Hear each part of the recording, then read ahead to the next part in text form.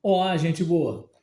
Vamos falar um pouco sobre epístolas e especificamente sobre as epístolas paulinas. Só para a gente ter uma ideia, um panorama, nós temos no Novo Testamento Romanos, que é a primeira carta do apóstolo Paulo, não em ordem cronológica, mas na ordem dos livros, na composição do cânon cristão, da Bíblia cristã.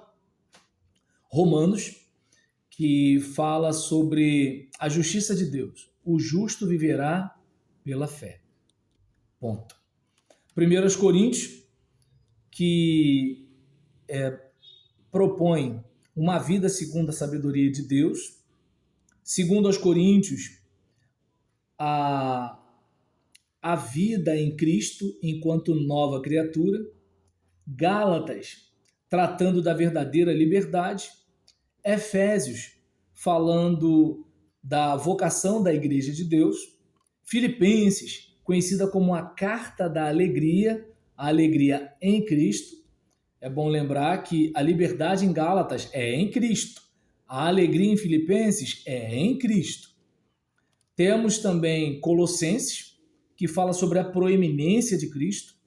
1 Tessalonicenses, tratando da igreja que olha para frente. Jesus vai buscar o seu povo, Jesus vai voltar. 2 Tessalonicenses, vamos guardar a essência do evangelho, a essência da fé, enquanto a gente aguarda essa segunda vinda.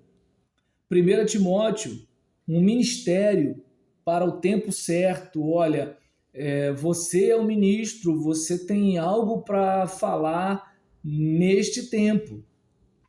E 2 Timóteo já é um período em que Paulo já está perto da sua morte, e a gente pode resumir essa carta naquela frase solene dele: eu sei em quem tenho crido. Tito e Filemon, falando sobre a importância de viver para o bem. Você vê as recomendações de Paulo a Tito, principalmente em como orientar o povo de Deus, e você vê uma orientação direta de Paulo a Filemon a respeito do seu servo Onésimo, que havia fugido da sua propriedade, foi preso, companheiro de prisão de Paulo, e nessa companhia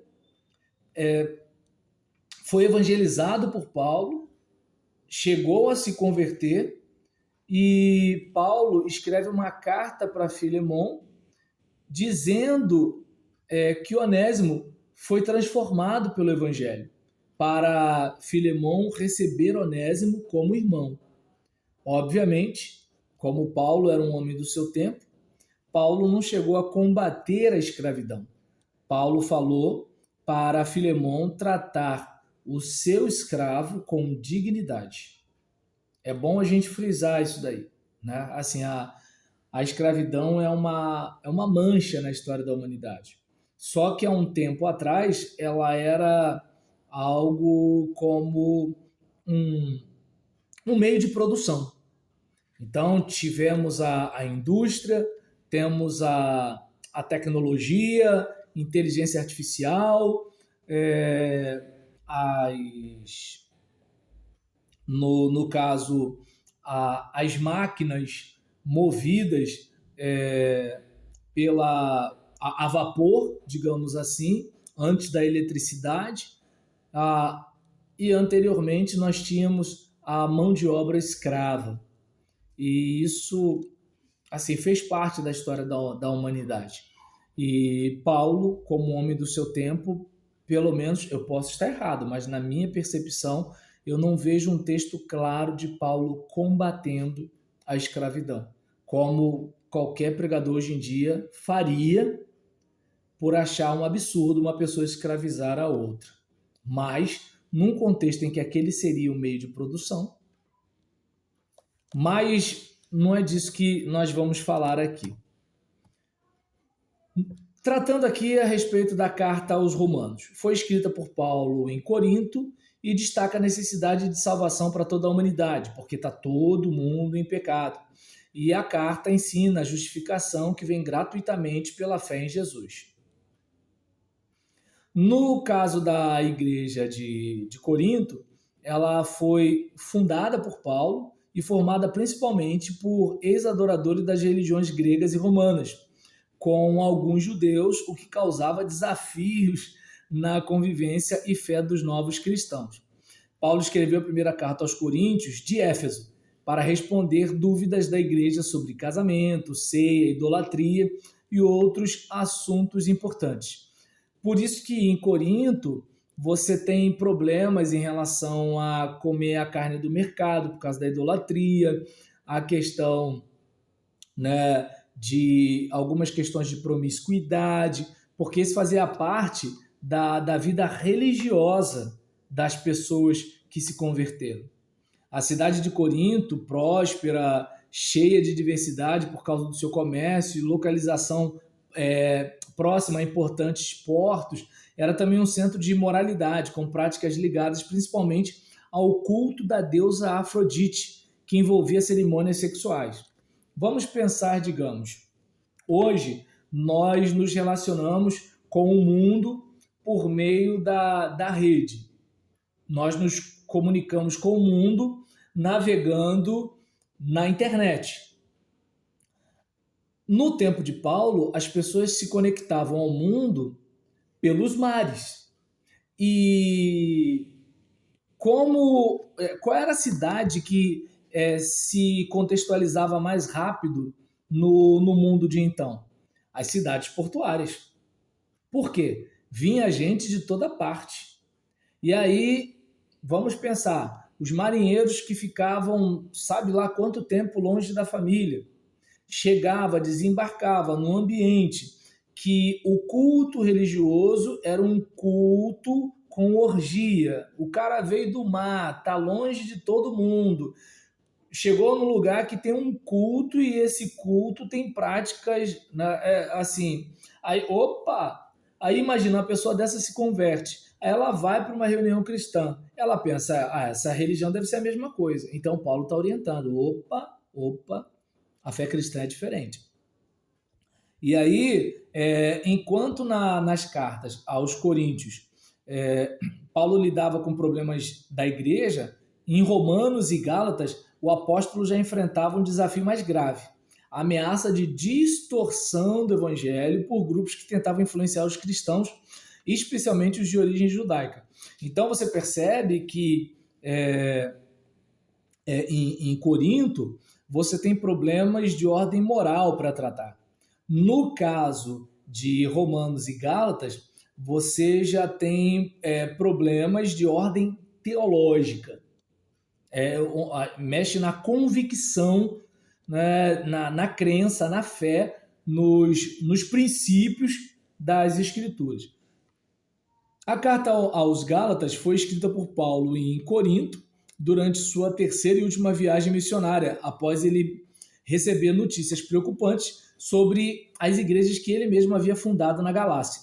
Então essas igrejas enfrentavam uma crise, aí vem líderes dizer que não foi bem isso que Paulo ensinou, que não sei o que, parará.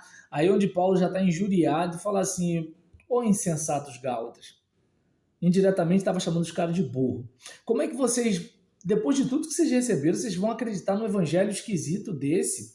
Não existe outro evangelho, só existe esse evangelho que eu preguei. Se até eu trouxer um outro evangelho, eu sou maldito. Você conhece a história.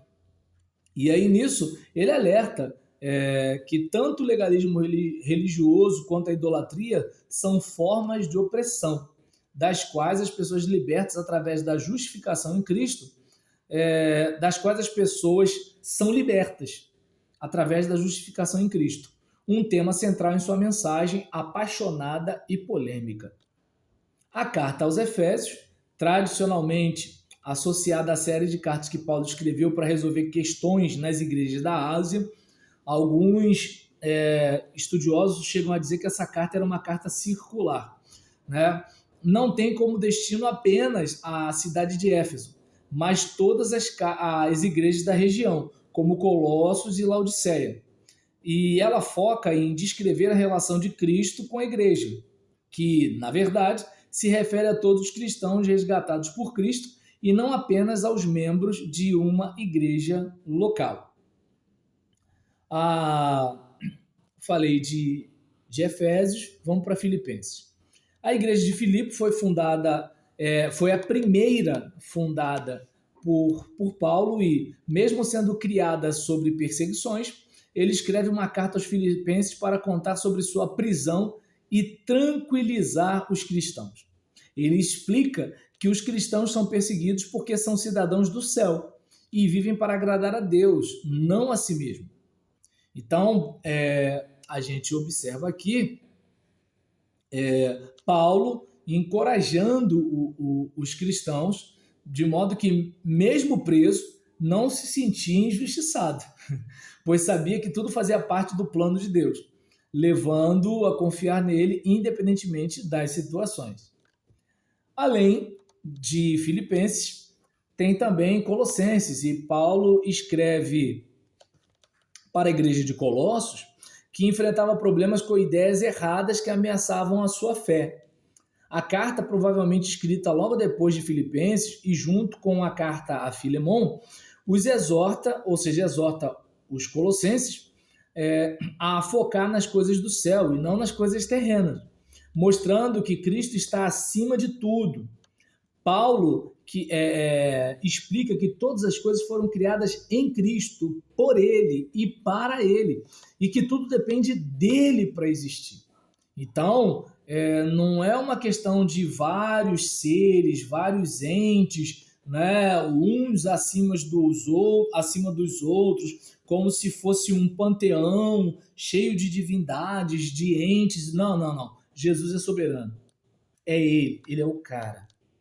Então, a gente observa aqui que Cristo é a razão e o propósito do mundo, controlando e sustentando todas as coisas, sejam físicas, espirituais, boas ou ruins. Nesse texto, a cosmologia é cristológica, pois coloca Cristo como cabeça e o fim de todas as coisas. E a cristologia é cósmica, pois posiciona todo o universo em relação direta com Cristo. A carta ensina que Cristo é o centro de toda a criação e de todas as coisas. Paulo escreveu também suas 2 cartas aos Tessalonicenses da cidade de Corinto, após deixar Tessalônica por causa da perseguição que enfrentou. Ele estava preocupado com a nova igreja que havia formado, composta por judeus, gentios, tementes a Deus e mulheres influentes, e temia que a comunidade desanimasse sem a devida orientação. Normal, porque na época de Paulo, vamos supor, eu planto uma igreja aqui, vou lá para outro lugar, planto uma igreja lá, vou lá para outro lugar, planto uma igreja acolá e vou seguindo. Depois eu volto para verificar como as comunidades que eu plantei estão. E isso sem carro, gente. Isso é num lombo de um animal, isso é pegando uma embarcação, sabe lá quanto tempo que se demorava. Então, você olha para uma situação como essa, olha a dificuldade que era. Hoje não.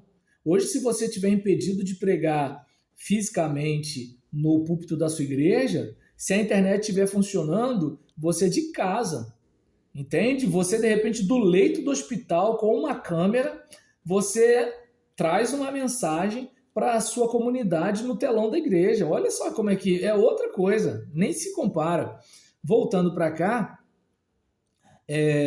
quando Timóteo lhe trouxe notícias sobre algumas dúvidas e questões doutrinárias, especialmente sobre a volta de Jesus, Paulo decidiu reforçar ensinamentos para corrigir esses mal-entendidos. A carta enfoca a promessa do retorno de Cristo, com grande glória, onde os mortos em Cristo serão ressuscitados e os vivos serão levados para que todos estejam com ele. A principal mensagem de Paulo não era detalhar o quando ou como seria o fim, mas inspirar a fé na consumação futura da salvação e motivar os cristãos a viverem sua fé diariamente com boas ações. Na segunda carta aos Tessalonicenses, Paulo retorna aos membros temas da primeira carta, escrevendo, possivelmente, enquanto ainda estava em Corinto, cerca de um ano depois. Ele percebe que alguns problemas não foram resolvidos e que suas palavras na primeira carta foram mal interpretadas. Agora, ele fala novamente sobre a volta de Jesus, mas de forma diferente, dizendo que esse evento está mais distante e antes dele ocorrerão algumas coisas importantes, como a apostasia e o surgimento do homem do pecado. Uma alusão ao anticristo. Alguns cristãos, achando que a volta de Jesus estava muito próxima, pararam de trabalhar. Aí não é mole, não. Então, já que Jesus vai voltar, trabalhar para quê? Não é mesmo? Não quero dinheiro, eu só quero amar. E aí, nesse caso, a gente se depara aqui com o pessoal que já não quer mais trabalhar e começa a viver do apoio de outros, o que Paulo condena, afirmando que quem não trabalhar não deve comer. Simples assim. Mas agora eu vivo da obra, eu vivo da fé. Opa, como é isso aí? Vamos explicar isso direito, entende? Porque é aquele caso, você é um itinerante e aí você precisa deixar um trabalho tradicional para ficar indo de igreja em igreja, é uma coisa. Você está abrindo mão de dar uma condição digna para a sua família para ficar sendo itinerante, como acontece com alguns mensageiros que são citados na epístola de João, criticando a atitude de Diótrefes, que não recebia esses missionários. É uma coisa. Agora é o seguinte, poxa, eu sou seu vizinho, paro de trabalhar para ir orar na sua casa. E aí eu vou orar perto de meio-dia para comer aquele arroz, feijão com carne seca, né? E aí de noite eu vou comer um macarrão com carne moída na casa do outro irmão, e amanhã eu vou na casa do outro, e aí eu oro, eu leio um texto bíblico, mas peraí. Deu para entender? Aquele que não trabalha, que também não coma. Então, vamos continuar aqui. A carta ensina que a volta de Jesus, embora iminente, ou seja, pode vir a qualquer momento, também será imprevisível. E por isso, os cristãos devem viver com vigilância e uma vida orientada pelos valores e ações que refletem essa certeza. A carta de 1 Timóteo faz parte das cartas chamadas pastorais, que são consideradas as últimas obras escritas por Paulo. Embora sejam destinadas a pastores e líderes da igreja, elas se aplicam a todos os membros da comunidade cristã, pois visam combater os falsos ensinamentos e falsos líderes que prejudicavam a igreja.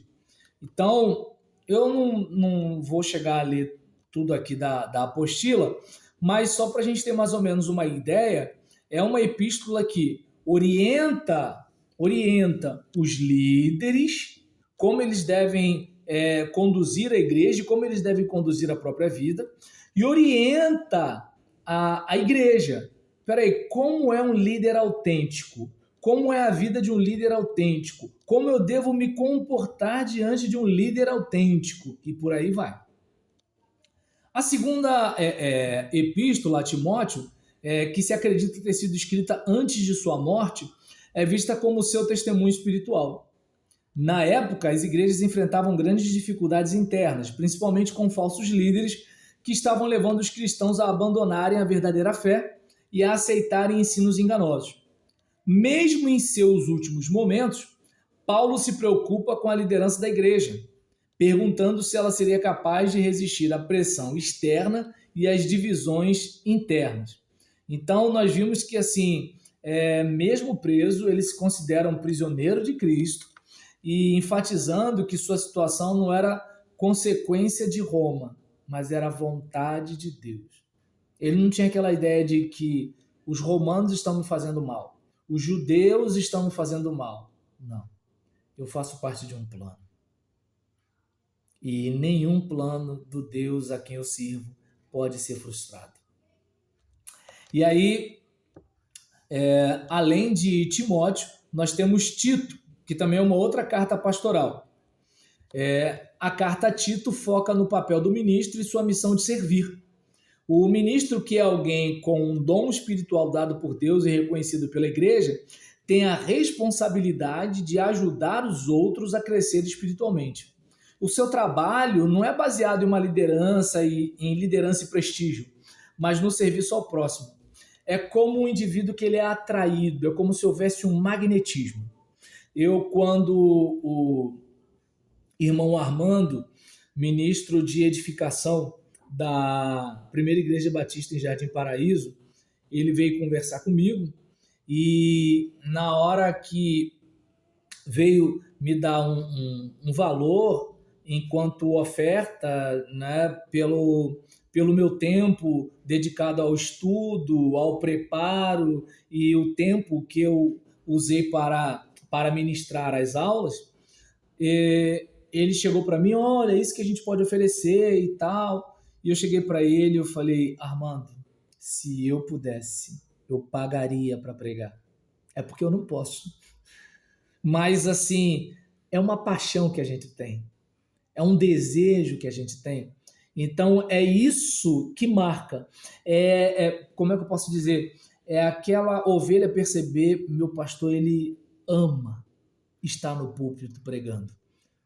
É aquele caso assim, gente, é aconselhamento de casal, gabinete pastoral, às vezes aborrecimento com líderes e tudo tal, mas o indivíduo, ele quer servir a igreja, é algo que o atrai, entende? É algo que o atrai.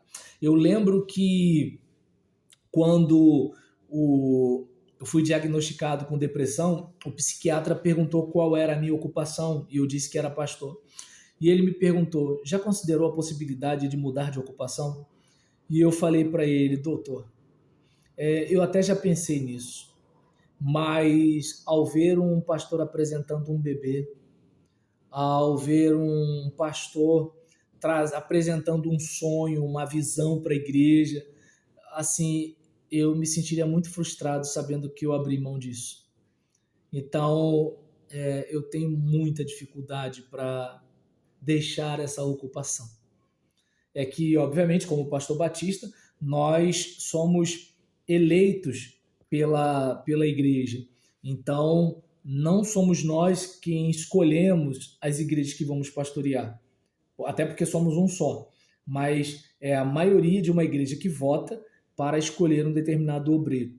Mas, assim, o desejo que a gente tem é de estar sempre ali, né? Claro que, obviamente, em alguns lugares é um pouco mais difícil. Às vezes porque o lugar é difícil. Às vezes porque os filhos estão numa idade que já tem um pouco de dificuldade de acompanhar os pais. Ou a esposa, ela já passou por algumas situações e ela já está esgotada. E aí eu entendo que o melhor caminho é o pastor parar, porque a primeira igreja é a sua família. Mas, assim, sem haver situações como essas, não tem como. Ainda assim, às vezes o pastor insiste, né? Ele vai arrastando sem os filhos, ele vai arrastando sem a esposa, ele vai seguindo. Até que chega uma hora, né, que às vezes o caos se instala e ele fica numa condição inviável para continuar pastoreando. Mas aí é um outro assunto. Então, quando Paulo estava próximo da morte, ele sabia que seu trabalho como líder estava acabando. E ele usou suas últimas cartas escritas a líderes das igrejas para ensinar como continuar o trabalho depois que ele partisse. Incrível, né? Então, essas cartas mostram como Paulo nomeava líderes em cada igreja que ele fundava, para que eles cuidassem das pessoas e dos problemas dessas comunidades quando ele não estivesse por perto. Assim surgiram dois grupos principais de líderes, os que cuidavam diretamente das pequenas igrejas locais, como os presbíteros ou os supervisores, chamados episcopos, né?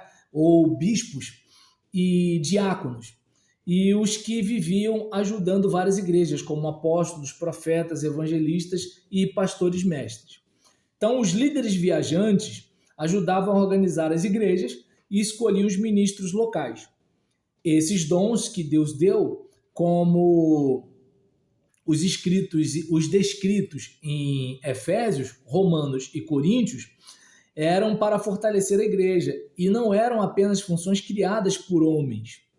Com o tempo, as tarefas dos ministros locais foram organizadas e ganharam nomes conhecidos da cultura judaica e grega. Apesar das mudanças de nome, todos os líderes precisavam ter dons dados por Deus para que pudessem servir bem e ajudar as igrejas a crescerem espiritualmente. E, fechando, quando Paulo chegou a Roma, após permanecer preso por um longo período em Cesareia, ficou numa prisão domiciliar aguardando o dia do seu julgamento, e foi durante esse período difícil que ele escreveu as chamadas cartas da prisão: Filipenses, Colossenses, Filemão e Efésios. A carta a Filemão foi um pedido para que ele recebesse de volta Onésimo, seu escravo, que havia fugido e se convertido ao cristianismo. Apesar da prisão, Paulo se via como um prisioneiro de Cristo e confiava que Jesus estava no controle, usando sua situação para compartilhar o evangelho. Onésimo, agora cristão, foi orientado a retornar ao seu Senhor, também convertido. Perceba que Paulo não orienta Onésimo a fugir. Onésimo não é orientado a se rebelar. Paulo não orienta Filemão a libertar Onésimo. Paulo não repreende Filemão por ter um escravo. Por quê? Paulo era homem de seu tempo e ele compreendia que aquilo era a realidade da sua época. Assim como hoje nós vivemos no capitalismo. Ou alguns cristãos no passado viveram no socialismo e assim por diante. Deixa eu ver aqui. Em vez de confrontar diretamente as estruturas sociais como a escravidão, Paulo procura transformá-la pela influência do Evangelho, mostrando como as bênçãos em Cristo poderiam mudar relações e circunstâncias.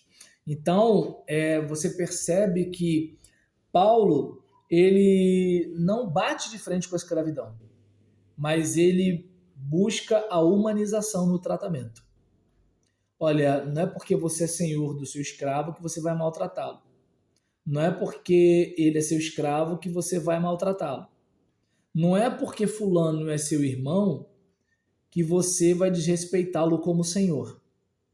Então, a ênfase de Paulo é no amor e no respeito, independentemente da estrutura social. É uma boa lição para nós, não é mesmo? Muitas vezes o indivíduo ele não respeita o patrão porque ele é crente, o patrão é crente, e ele começa a colocar exigências de como o patrão deve tratá-lo. Não. Respeite o seu patrão, mesmo que ele seja seu irmão em Cristo. E o patrão também não pode explorar o funcionário, já que ele é crente, ele não vai me colocar na justiça, ou ele não vai se rebelar, ele tem que ser submisso, assim por diante. Não. Um irmão não deve oprimir o outro irmão. Então a gente para por aqui, fecha esse bloco, porque o próximo bloco trata das epístolas gerais. E as epístolas gerais, conforme nós falamos aqui, ela vai tratar dos textos escritos por outros autores que não o apóstolo Paulo. E a gente aqui observa que Paulo escreveu Romanos, 1 Coríntios, 2 Coríntios, Gálatas, Efésios, Filipenses, Colossenses, 1 Tessalonicenses, 2 Tessalonicenses, 1 Timóteo, 2 Timóteo, Tito e Filemão. Existem pessoas que atribuem a carta aos Hebreus a Paulo, mas assim, muitos estudiosos não veem isso, não percebem essa conexão, não percebem características paulinas nesse texto. Então, você vai ver lá escrito Epístola aos Hebreus. Nessas outras aqui, há discussões em alguns casos, mas tradicionalmente atribui-se a Paulo e assim se diz até hoje. Um forte abraço e até lá.